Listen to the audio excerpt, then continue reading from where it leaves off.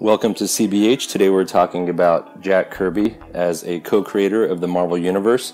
This episode will focus on Iron Man and Ant-Man. So we all know who Stan Lee is, but who is Jack Kirby? Jack Kirby is co-creator and a founding father of the Marvel Universe. No one can really say with certainty what was the nature of the creative discussions between him and Stan Lee, but no doubt they, with the help of Steve Ditko, came up with one of the best comic book franchises in history. It is important to see what Jack worked on before his work with Marvel that would strongly suggest his contributions went beyond simply just drawing, and that he brought many important ideas and concepts into his collaborations with Stan Lee, co-creating characters like Iron Man and Ant-Man. Iron Man has a very interesting set of Jack Kirby precursors. The first Iron Man story was credited to Stan Lee, Larry Lieber, Don Heck, and Jack Kirby. Jack Kirby was said to have drawn the cover, which then was added on with interiors by Don Heck. In this case, Kirby penciled the cover as well as coming up with the character design. The key plot point from Iron Man's first appearance is Tony Stark's heart problem contained within his iron suit. 2 years before this, Jack worked on a story with Stan Lee called The Thing Called Metallo in 1961 in Tales of Suspense number 16. In this story, a man is in a strong Iron Man style suit with a similar heart problem. There was a Metallo precursor to this in Action Comics 252 in 1959, the first appearance of the more famous DC villain Metallo, who is a criminal in an iron body with a kryptonite heart, written by Robert Bernstein. Note the facial similarity to Tony Stark. There is an account where Robert Bernstein and Jack Kirby discussed this story together when Kirby was working at DC before leaving for Marvel, which could make Metallo a literary ancestor to Iron Man. Another feature in Iron Man's first appearance in 1963 was that Tony Stark was forced into making weapons for his Asian captors during his time being trapped during the Vietnam War. Well, Jack Kirby worked on a similar story with Dave Wood in 1958 for Adventure Comics 255 during his Silver Age revamp of Green Arrow in The War That Never Ended, when Oliver Queen was trapped by Japanese soldiers and forced to make weapons for them while he was in captivity.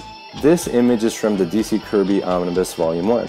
So it becomes very apparent that Jack Kirby had experience with characters in tin suits, heart problems, as well as being extorted by their Asian captors to build weapons, all from his experience over at DC Comics. Whether he came up with those ideas on his own or whether they came up in collaboration with other writers at DC, no one can really say, but it becomes apparent that these could have been ideas contributed to the Tony Stark Iron Man that we saw in that Tales of Suspense issue, for which he created the cover as well as the character design.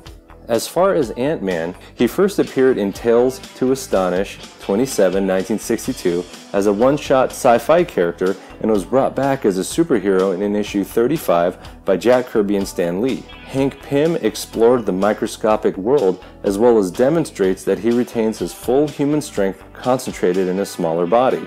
Kirby used the shrinking man and subatomic universe idea before his work with Marvel in his Menace of the Micromen story he did with Joe Simon for Archie Comics in The Double Life of Private Strong, number 1, 1959. Jack Kirby has an ant-based strength precursor in Black Cat Mystic number 60, 1957, which he made with Joe Simon for Harvey Comics called The Ant Extract. In 1956, Jack Kirby wrote and drew Yellow Claw number 2 for the company later known as Marvel Comics, where he shows the villain's army of men that were made ant-sized by a shrinking machine. Going back even further to 1940, we have one of the early Joe Simon Jack Kirby collaborations in Blue Bolt, where the hero of the series is shrunken with a ray that compresses his atoms to a smaller soldier. Yeah, I know that goes way back, but things can always go back farther. But it becomes quickly evident from looking at all this that Jack had extensive experience with shrinking heroes before entering his time at Marvel and co-creating Ant-Man.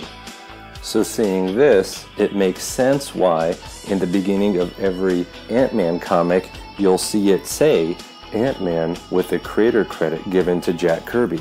This episode is meant to show that Jack Kirby brought ideas, concepts, and character designs that he had worked on and developed before moving to Marvel and starting off the Marvel Silver Age with Stan Lee.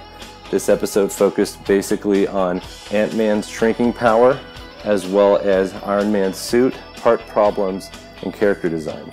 Stay tuned for further episodes where we go over more characters that Jack Kirby co-created with Stan Lee over at Marvel, with even more Jack Kirby precursors. Cheers.